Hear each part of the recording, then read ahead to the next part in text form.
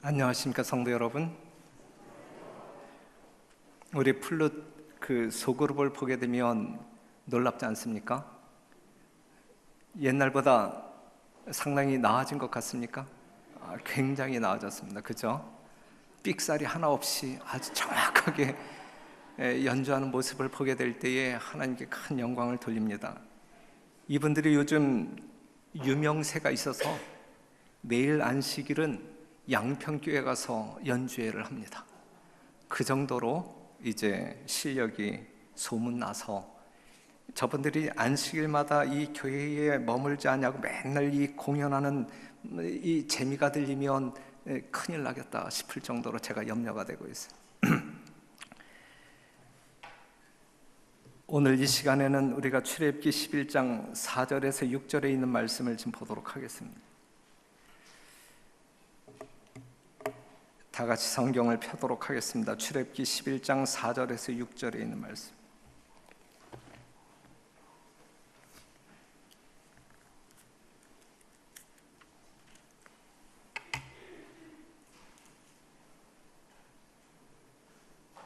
같이 읽겠습니다. 4절 6절까지 모세가 시작. 모세가 바로에게 이르되 여호와께서 이같이 말씀하시기를 밤중에 내가 애굽 가운데로 들어가리니 애굽 가운데 처음 난 것은 위에 앉은 바로의 장자로부터 맷돌 뒤에 있는 여종의 장자까지와 모든 생축에 처음 난 것이 죽을지라. 애굽 전국에 전무후무한 큰 곡성이 있으리라 그랬어요. 우리가 계속 이어서 이 애굽에 내렸던 이 열 재앙을 지금 살피고 있는데, 이것이 이제 마지막 재앙이라고 말하는 장자 재앙을 이야기하고 있습니다. 모세가 바로에게 이르되 여호와께서 이같이 말씀하시기를, 밤중에 이제 일어날 사건을 이야기하고 있어요. 지금 모세가 누구 앞에 나아가냐면 바로 앞에 나아간 것이거든요. 상당히 배짱 있는 이 모세의 모습을 보여주고 있는 거예요. 왜냐하면 10장 28절 그 전의 사건을 보게 되면 모세에게 이르되 너는 나를 떠나가고 스스로 삼가 다시 내 얼굴을 보지 말라. 내 얼굴을 보는 날에는 뭐 하리라 그랬어요? 죽으리라. 내 눈앞에 얼씬거리면 넌 죽는다. 그런데 지금 모세는 자기를 죽이겠다라고 하는 누구 앞에 나아가는 거예요? 바로 앞에 나아가는. 모세가 지금 바로 앞에 나아간 이유는 뭐예요? 전해야 할 무엇이 있었기 때문에? 하나님의 말씀이 있었기 때문에. 전해야 할 하나님의 말씀이 있었기 때문에 생명에 대한 위협이 있다 할지라도 그는 전혀 개의치 아니하고 담대히 나아갔던 것입니다. 여러분들에게도 전해야 할 말씀이 있죠? 정말 이 세상 어떤 그 위험이 있다 할지라도 그것을 마다하지 아니하고 전해야 할 말씀이 있잖아요. 하나님의 말씀을 정말 질그릇 같은 우리에게 담아주셨잖아요. 우리는 그것을 증거해야 합니다. 그러한 하나님의 말씀을 증거하기 위하여 우리는 어떠한 심령, 지금 모세가 바로에게 나아간 것처럼 정말 우리의 생명을 요구하는 어떠한 현장이라 할지라도 전해야 할 말씀이 있다고 하면 나아가는, 목숨을 아끼지 아니하고 나아가는 진실한 주의 종들이 되기를 간절히 바랍니다. 자, 이 바로의 이 애굽 사람과 또한 애굽 땅에 살고 있는 유대인들에게 하나님이 어떠한 분인지 알리기 위하여 하나님이 여기까지 오신 거예요. 그렇죠. 우리 하나님은 어떠한 하나님이에요? 지금 애굽에 내렸던 이 열재앙의 사건을 보면서 하나님은 잔인한 하나님이 아니면 하나님은 사랑의 하나님이에요. 분명 사랑의 하나님이다. 만약에 하나님이 오래 참으시는 사랑이 없다고 하면 첫째 재앙을 그냥 다 이렇게 쓸어버리는 재앙으로 갈 수도 있었을 거예요. 그렇죠? 하지만 바로의 마음이 열리고 이스라엘 백성들이 또한 애굽 사람들이 하나님이 어떠한 분인지 알도록 하기 위하여 이처럼 그들을 사랑하고 구원하기를 원하시는 분임을 알게 하기 위하여 첫째 재앙, 둘째 재앙 또 참으시고 바로의 마음이 강박하면 강박해서 더 참으시고 그러면서 강도는 높여가면서 이 사랑의 메시지를 증거하죠. 그럼에도 불구하고 바로는 마음 문을 열지 않았다. 그래서 결국은 장자, 이 바로의 장자로부터 이 생축에 처음 난 것이 다 죽을 수밖에 없는 그러한 피해를 그들이 경험하게 되는 것입니다. 우리가 이 세상 살아나갈 때 여러 가지 어떤 그 피해를 경험할 수 있고 어려움을 경험할 수 있는데, 이러한 것을 통하여 우리가 돌이키는 사람에게는 그것이 은혜가 될 수 있는 것이고, 끝까지 돌이키지 않는 사람들에게는 그것이 저주 내지 재앙이 될 수 있는 것입니다. 그렇기 때문에 하나님의 세미한 음성을 듣고 쫓아가는 사람들은 정말 복받는 사람 중에 복받는 사람들이에요. 큰 소리가 나기 전에 하나님의 세미한 음성, 세미한 음성을 듣고 그것이 무엇인지 알고 그대로 받아들여서 순종하는 백성은 참으로 복된 사람이다라고 하는 사실, 우리 별내교회 성도들은 그러한 성도들, 모든 감각이 예민한, 그래서 작은 자극일지라도 하나님의 음성을 분별할 수 있는 살아있는 신경세포를 가지고, 영적인 신경세포를 가지고 살아가는 여러분들이 되시기를 간절히 바랍니다. 출애굽기 12장 1절에 있는 말씀 보면, 여호와께서 애굽 땅에서 모세와 아론에게 일러 가라사대 이달로 너희에게 달의 시작 곧 해의 첫 달이 되게 하고 그랬어요. 새해의 시작은 여호와의 구원의 역사가 시작하는 날, 그 달로 시작되는 거예요. 인류의 시작은 언제 시작되었어요? 흙덩어리인 아담에게 생명력이 들어감으로 말미암아 인류의 역사가 시작됩니다. 그렇죠? 죄로 인하여 죽을 수밖에 없는 이 땅의 새로운 역사는, 새로운 시작은 언제 시작되어지냐면 바로 이때 6월절. 이것은 예수님의 그 십자가를 이야기하고 있잖아요. 그래서 서기의 시작은 예수님의 출생일로부터 시작되잖아요. 맞습니까? 그렇죠? 우리 하나님은 산자의 하나님이에요? 죽은 자의 하나님이에요? 죽은 자는 시간과 관련이 있어요? 없어요? 상관이 없어요. 죽은 자는. 그렇기 때문에 여러분들이 다 아시는 대로 창세기 4장과 5장을 살피게 되면, 창세기 4장에는 가인의 족보가 나오고, 그 다음에 창세기 5장에는 이 아담의 족보가 나오는데, 이 가인의 족보와 이 아담의 족보를 보게 되면 어떠한 차이가 있냐면, 가인의 족보는 그냥 낳고로 끝나. 그런데 이 아담의 족보는 몇 살 때 누구를 낳고 몇 년 살다가 향수하고 죽었더라 그랬거든요. 그냥 죄인들, 이미 아담 안에서 죽은 사람들에게 있어서 시간은 의미가 없어요.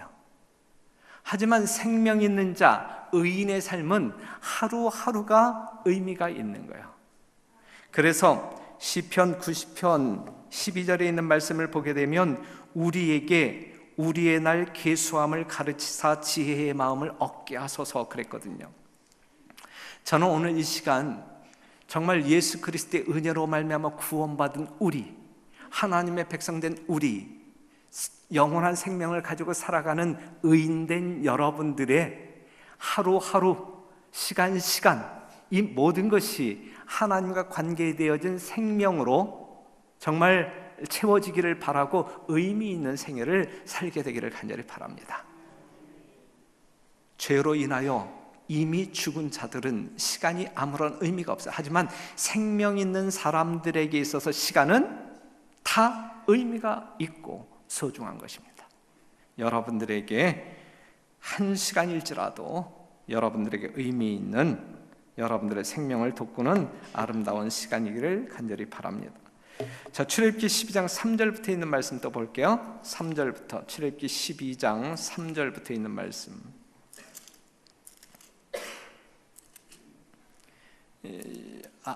잘 아시는 말씀들이에요. 유월절에 관한 이야기인데, 너희는 이스라엘 회중에게 고하여 이르라.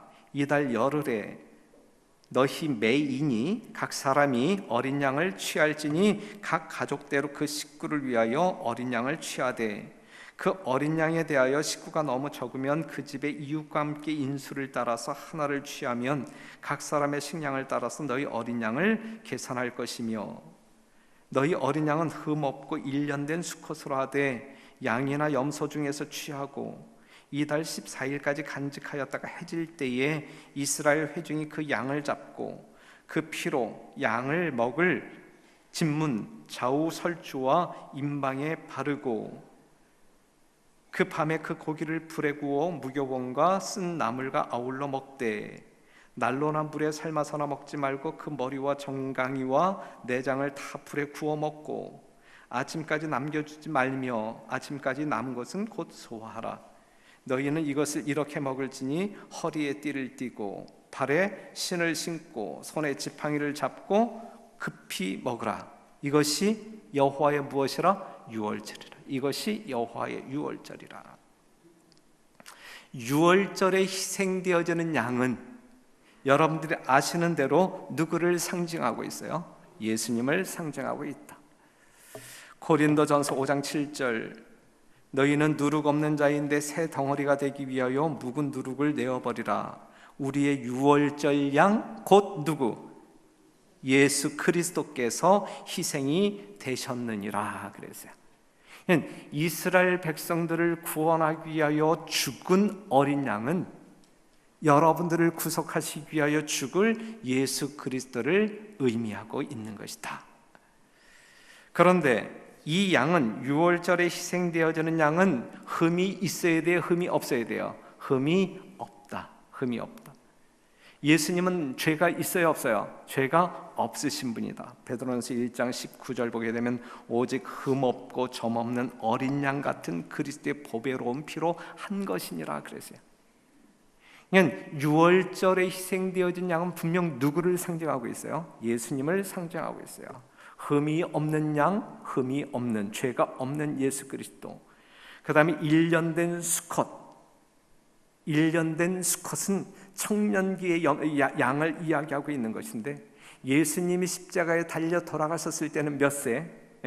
청년기에 제물로 드려졌어요. 청년기에 양이 제물로 드려진 것처럼 예수님이 베들레헴에 태어나자마자 십자가에 돌아가신 것이 아니라 청년기에 십자가에 달려 돌아가셨다라는 사실이고, 이 유월절 양이 이제 드려지기 위해서 며칠 전에 구별하여 이렇게 따로 놓았냐면 4일 전, 14일 날 죽어야 할 양이 10일 날 구별되어서 이제, 그런데 이 양이 표상하는 예수님은 십자가에 돌아가시기 4일 전에 예루살렘에 입성함으로 말미암아 희생양으로서 구별되어졌다라는 사실을 우리는 확인할 수 있고, 그 다음에 이 유월절 양은 14일 날 잡는데 어느 때에 잡냐면 해질 때에 잡아요.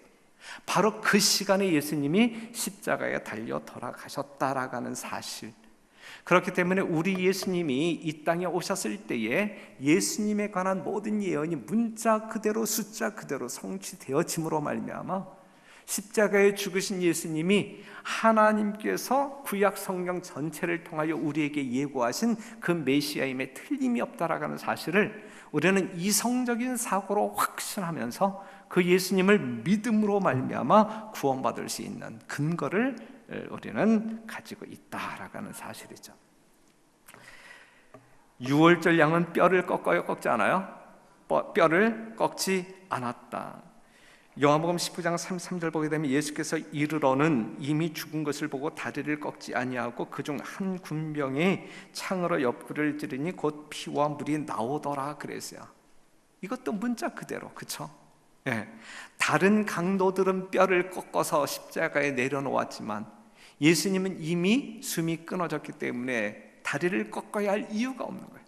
유월절 양이 표상하고 있는 표상 그대로, 문자 그대로 예수님이 십자가에서 죽으셨습니다. 그 유월절 양의 희생을 믿음으로 순종한 모든 사람들이 구원을 받은 것처럼 십자가에 죽으신 예수 그리스도를 믿음으로 순종하는 모든 백성들이 결국은 구원받고 하늘에 가게 될 것이다 라고 하는 사실이죠. 이사야 53장 6절 한번 같이 읽겠습니다. 시작. 우리는 다 양 같아서 그릇 행하며 각기 제 길로 갔거늘 여호와께서는 우리 무리의 죄악을 그에게 담당시키셨도다. 우리는 그릇 행하여 내 멋대로 내 길로 갔지만 그럼에도 불구하고 우리 하나님은 우리를 제 길로 멋대로 갖고 있는 우리마저 살리기 위하여 우리의 모든 죄를 누구에게 전가시키는 거예요? 예수님에게 전가시키는 거예요. 요한복음 1장 29절 이튿날 요한이 예수께서 자기에게 나아오심을 보고 가로되 보라 세상 죄를 지고 가는 나의 죄를 지고 가는 하나님의 어린 양이로다. 우리는 그 양을 보아야 되는, 우리는 그 예수님을 보아야 되는, 십자가에 죽으신 예수님을 바라보면서 우리는 뭔가 느껴야 되는 거예요. 뭔가 깨달아야 되는 거예요. 그렇죠? 예. 보라 그랬어요. 보라. 세상 죄를 지고 가는, 여러분들의 죄를 지고 가는 하나님의 어린 양을 보라 그랬어요. 그럼에도 불구하고 우리가 보지 않고 보아도 느끼지 못하고 보아도 깨닫지 못한다라고 하게 되면 우리 하나님의 마음이 어떠실까? 우리 하나님께서 여러분들에게 주고자 하는 그 구원이 무슨 의미가 있겠느냐 이것이죠. 어린 양이 죽었어요. 양의 피를 받아서 어디에 발라요? 좌우 임방 그리고 문설주에 바르지요. 출애굽기 12장 7절이나 13절 22절을 보면 알 수 있어요. 이것을 보게 될 때에 피는 생명을 보호하는 구별의 표로서 이제 피가 발라진 것입니다. 피가 발라진 집 안에 있는 사람들은 그 사람들의 상태가 어떠하든지를 막론하고 생명의 보존을 받습니까? 생명이 보존되는 거예요. 피는 우리에게 생명을 가져다 줍니다. 그렇죠? 그래서 히브리서 9장 22절에 있는 말씀 보면 피 흘림이 없은즉 사함이 없다.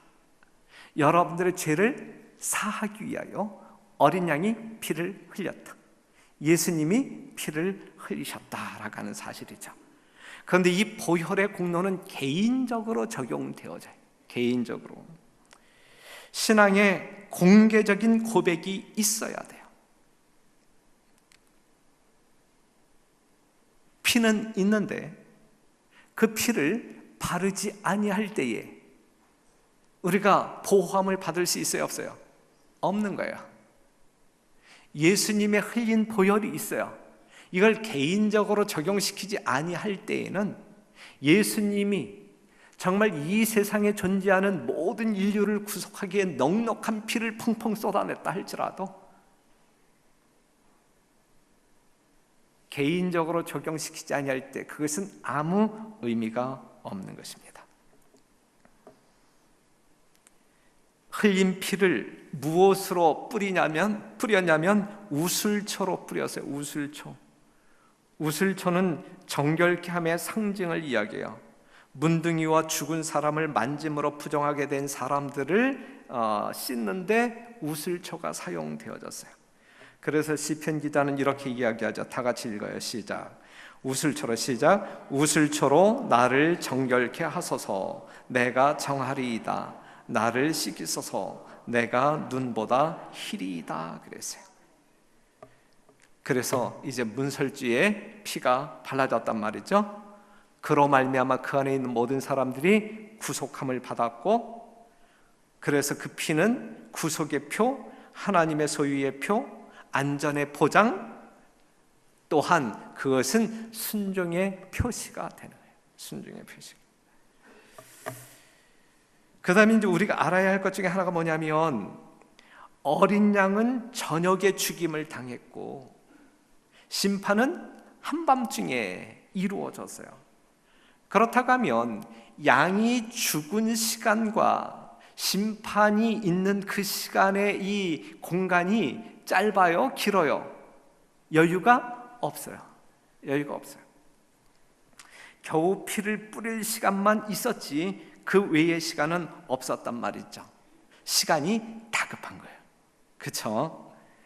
지금은 은혜의 시기, 심판이 아주 가까워진, 한밤중이 가까워진 시기에 우리가 살아가고 있어요.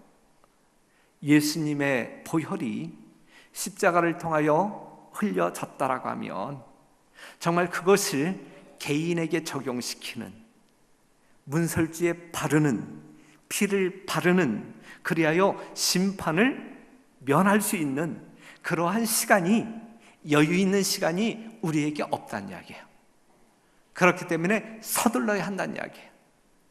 예수님을 믿기로 작정하고 정말 예수 그리스도를 매 생에 있어서 적용시키는 삶은 심판이 코앞에 닥친 이 시대에 사는 우리들에게 절박한 선택이 되어야 할 것입니다. 로마서 13장 12절에 있는 말씀 보면 밤이 깊고 낮이 가까웠으니 어두움의 이를 벗고 빛의 갑옷을 입자 그랬거든요. 서둘러서 해야 한단 말이에요. 내일로 미루지 말고 오늘이라고 하는 시간에 우리는 이러한 영적인 삶을 살아야 한단 말이죠. 그날 밤에 한편에서는 죽음의 통곡이, 곡성이 일어났고 한편에서는 구원의 함성이 울려 퍼졌어요. 이것이 마지막 예수님 재림 때 이 땅에서 일어날 두 부류의 사람을 이야기하고 있습니다. 사랑하는 성도 여러분들은 우실랍니까? 웃으실랍니까?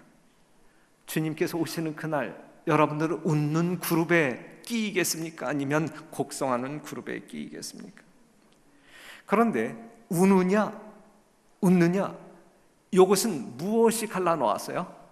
우는 사람과 웃는 사람을 무엇이 갈라놓은 거예요? 피가 갈라놓은, 피가. 누구의 피가? 예수님의 피. 다른 거 전혀 없어요. 예수님의 피. 예수님의 피가 있느냐 없느냐, 그 차이로 말미암아 죽느냐 사느냐라고 하는 문제가 결정되어졌다라고 하는 사실이죠. 자, 어린 양이 죽었어요. 피가 발라졌어요.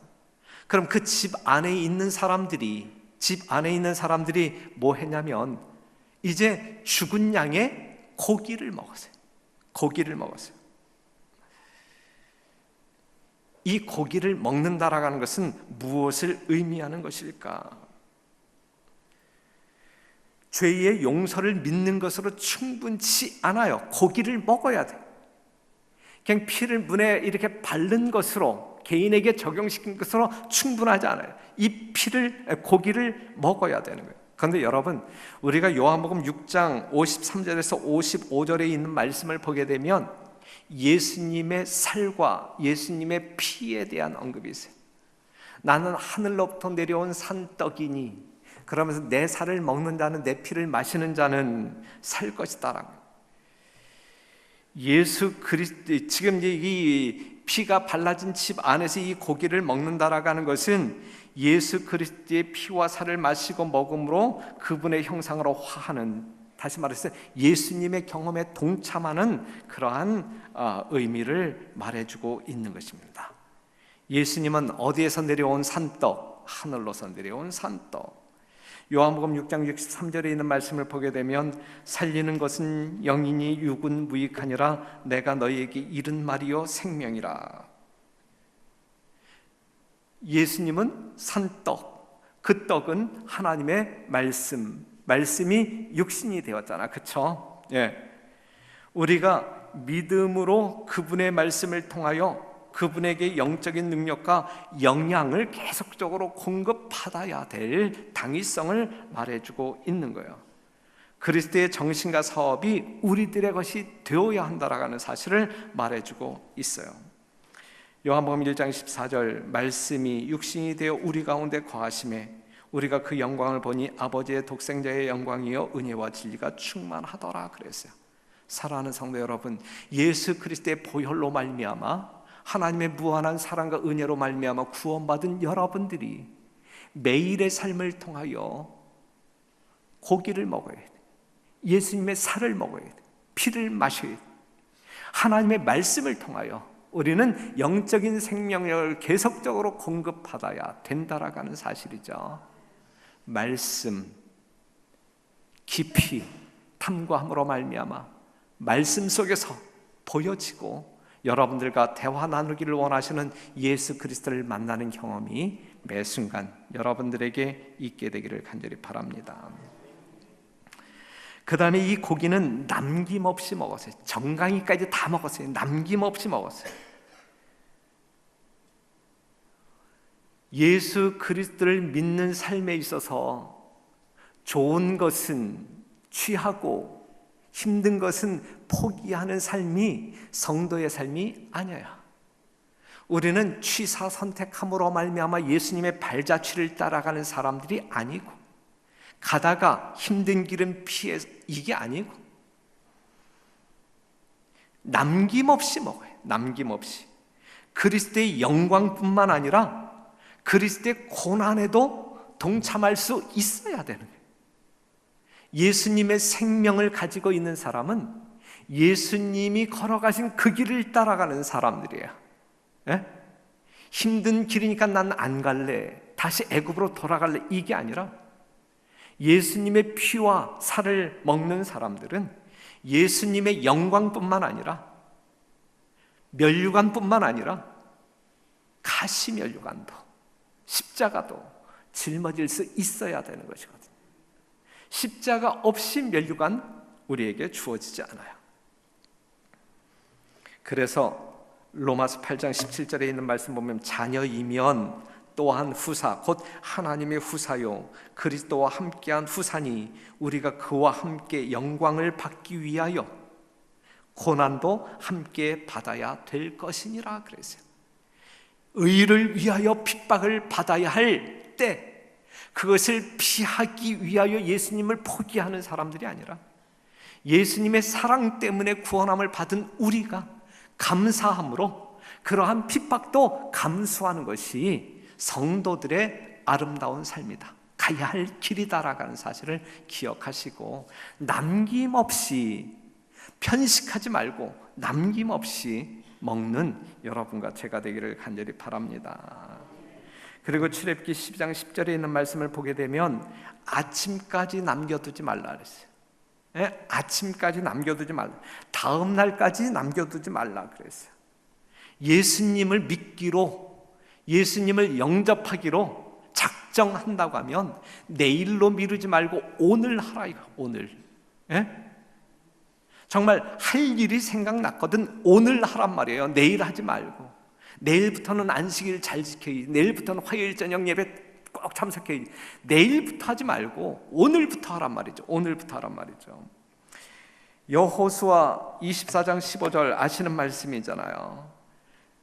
만일 여호와를 섬기는 것이 너희에게 좋지 않게 보이거든 넘어가서 너희 섬길 자를 언제 택하라? 에? 너희 섬길 자를 오늘날 택하라. 오직 나와 내 집은 여호와를 섬기겠노라 그랬어요. 히브리서 3장 13절 오직 오늘이라 일컫는 동안, 오직 오늘이라 일컫는 동안에 매일 피차 권면하여 너희 중에 누구든지 죄의 유혹으로 강팍해 됨을 면하라 그랬거든요. 잠언 27장 1절에 있는 말씀을 보게 되면 내일 일을 자랑하지 말라 그랬거든요. 사랑하는 성도 여러분, 내일은 여러분의 날이 아니잖아요. 그렇죠? 바로 오늘 우리는 결정해야 되잖아요. 예수님을 믿기로 오늘 결정하시고 잘 믿기로 결정하시고 믿음으로 말미암아 하나님께서 원하시는 그 길을 따르겠다라고 그 순종을 결심하는 것도 오늘 해야 한단 말이에요. 내일로 미뤄선 안 된단 말이에요. 내일은 오늘보다 훨씬 좋아진 여러분들의 모습을 보여주어야 할 날이죠. 사랑하는 성도 여러분, 아침까지 남겨두어서는 안 돼요. 오늘 먹어야 돼요. 오늘, 예, 오늘 바로 오늘 이 시간 우리는 예수님과 관계되어지는, 뭔가 관계가 형성되어지는 사람들이 되어야 합니다. 그리고 그들이 그것을 먹을 때 쓴 나물과 함께 먹었어요. 쓴 나물과 함께. 애굽에서 겪은 속박의 고통을 회상하도록 하기 위하여 쓴 나물과 함께 먹었어요. 그리스도를 먹을 때 피를 회상하고 예수님의 고통을 지금 묵상하면서 그것이 어떤 어떠한 사랑인지, 지금 내가 구원받은 것이 바로 예수님의 보혈로 말미암아 이루어진 것인데, 그렇기 때문에 그러한 것들을 우리가 묵상하게 될 때, 깨닫게 될 때 우리는 정말 누가 시키지 않아도 죄를 미워하게 되고 슬퍼하게 되고 돌이키는 진정한 회심이 일어날 수 있다는 이야기이고, 우리 안에 예수님이 거주할 수 있다는 이야기죠. 그리고 11절에 있는 말씀을 보게 되면 그들은 서서 먹었어요. 허리띠를 동이고 서서 먹었어요. 서서. 그들은 먹으면서 어떠한 신호를 기다리고 있는 거예요? 어떠한 신호를? 떠나라고 하는 신호를 기다리고 있는 거예요.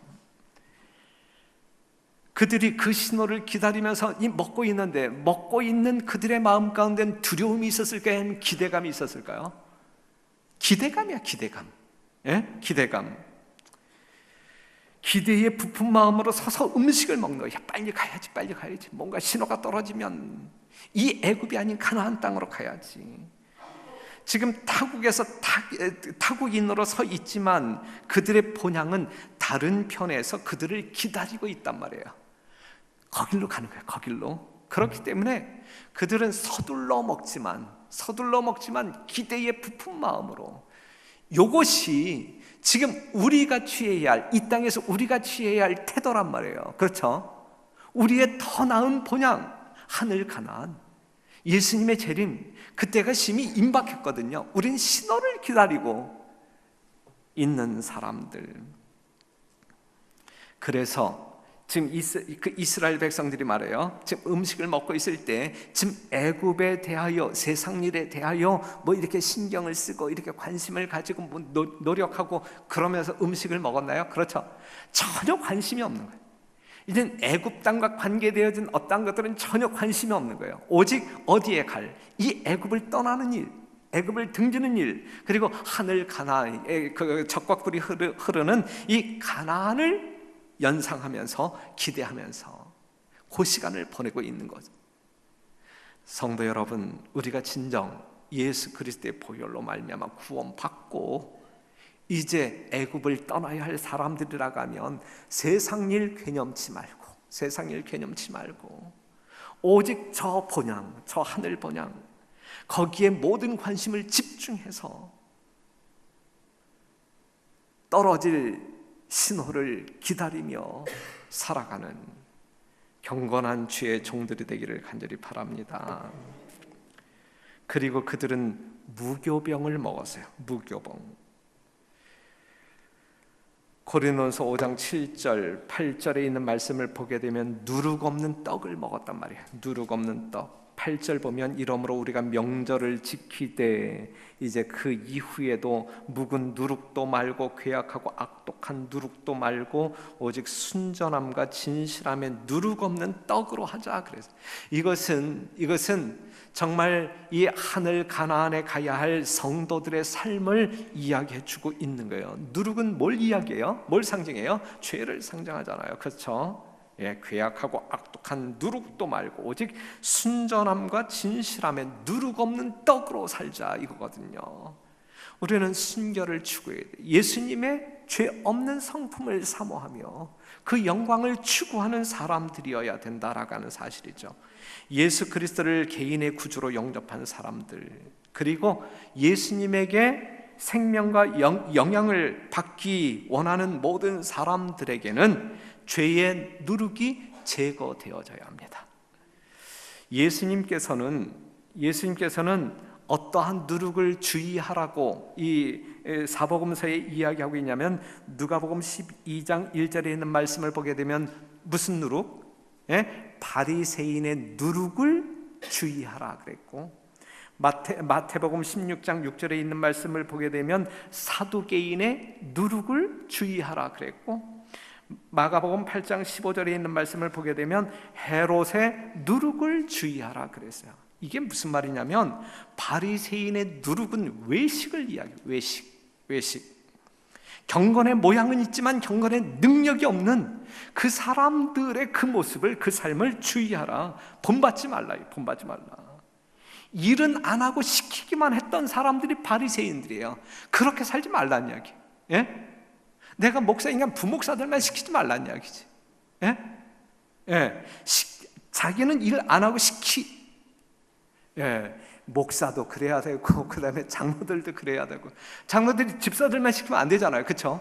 목사가 장로들만 시키면 안 되잖아요. 그게 바리새인이야, 그게 바리새인. 그 다음에 바리새인들은 늘 사람들을 정죄하고 교만한 자리에 앉았고, 그럼에도 불구하고 구원받을 것이라고 착각하면서 살았어요. 이게 바리새인의 누리기거든요. 이러한 거 다 우리가 제거하고 본받지 말아야 할 내용들입니다. 사두개인의 누룩을 주의하라 그랬는데, 사두개인들은 지극히 이성주의자들이어서, 이성주의자들, 믿으려고 하지 않는 현실주의, 이 과학적인 논리에 맞아야만 믿으려고 하는 그러한 사람들을 본받지 말라. 헤롯은 정치인이잖아요, 그렇죠? 정치인들은 늘 타협하잖아요. 그것이 옳고 그름을 따지지 아니하고 자신에게 득이 되면 타협하고, 이러한 누룩, 그 다음에 권위주의, 이러한 누룩 주의하라는 이야기예요. 우리 별내교회는 바리새인의 누룩 제거하고, 사두개인의 누룩도 제거하고, 이 헤롯의 누룩도 제거되어짐으로 말미암아 우리 예수님의 순절함과 진실한 누룩이 없는 순전한 무교병을 먹고 사는 성도들이 되기를 간절히 바랍니다. 문 밖에 나가면 돼요, 안 돼요? 심판하는 천사가 지나갈 때 문 밖에 나가면 안 돼요.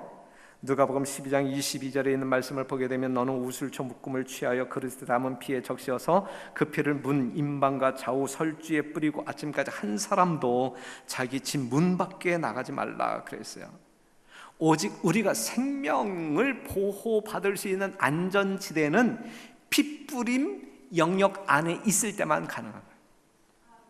그 이야기는 뭐냐면 사도행전 4장 12절, 다른 이로서는 구원을 얻을 수 없는 천하 인간의 구원을 얻을 만한 다른 이름을 우리에게 주신 일이 없습니다. 오직 예수 안에서만 구원받을 수 있는 거예요. 핏뿌림의 영역 안에서만 구원받을 수 있는 거예요. 오직 예수님 안에서만 구원받을 수 있는 거예요. 구원의 결과 속에 사는 사람들의 보호의 울타리는 무엇이냐라고 이야기할 때 그것은 십계명이에요. 예수 그리스도의 보혈로 말미암아 구원받은 사람들을 안전하게 보호해주는 울타리가 있다고 하면 그것은 십계명이에요. 홍수 당시에 순종함으로 말미암아 방주 안에 들어간 사람들은 일단 구원받았어요. 하지만 그러한 사람들이 중간에 그 방주 밖으로 나왔다라고 하면 어찌 되었을까? 살 수 있었을까? 없는 거예요, 없는 거예요. 6월절 피 뿌리는 집 안으로 들어갔어요. 생명을 보존받아. 하지만 중간에 그 집 밖으로 나온다라고 하면 그들이 구원받을 수 있을까? 안 되는 것이거든요. 구원에 대한 보여져야 할 믿음이 있는데, 자, 내면적인 믿음이 있고 보이지 아니하는 내면적인 믿음이 있고, 그 다음에 보여져야 할 믿음이 있는데 그것이 바로 순종이에요. 그것이 바로 순종이에요. 보이는 믿음, 이게 순종이에요. 보이지 않는 믿음. 그래서 이 말씀만 보고 마칠게요. 구조와 선지자에 있는 말씀을 보면, 우리를 범죄의 형벌에서 구속하실 수 있는 것은 오직 그리스도께서 하시는 일이지만 우리는 죄에서 순종으로 돌아서야 한다. 오직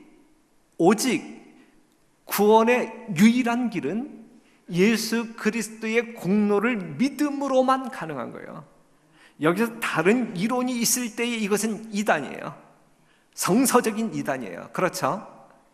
오직 예수를 믿음으로만 구원받아요. 하지만 순종에 대해서 어떻게 이야기하고 있는지 여기에도 분명하게 이야기하고 있잖아요. 우리를 범죄의 형벌에서 구속하실 수 있는 것은 오직 그리스도께서 하시는 일이지만 우리는 죄에서 순종으로 돌아서야 한다. 사람은 행함으로가 아니요 믿음으로 구원을 얻게 되어 있다. 이게 믿음으로 말미암는 의예요.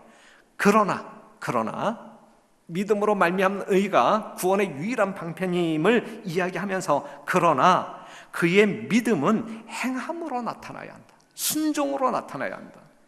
하나님께서 당신의 아들을 주셔서 죄에 대한 화목 제물로 죽게 하시고 진리의 빛과 생명의 길을 나타내셨고 의식과 특권을 주셨다. 그러므로 인간은 이 구원하는 방편들로 더불어 협력해야 하고 하나님께서 준비해 놓으신 도움들을 감사하고 써야 하며 하나님의 모든 요구들을 믿고 안 넘어갔어요? 믿고 순종해야 한다. 믿고 순종해야 한다. 이것이 온전한 믿음, 이것이 하나님께서 우리에게 요구하는 믿음이다라고 하는 사실을 기억하시고, 사랑하는 성도 여러분, 예수님께서 죽으시는 유월절, 그것이 새해의 첫 달이 된 거예요.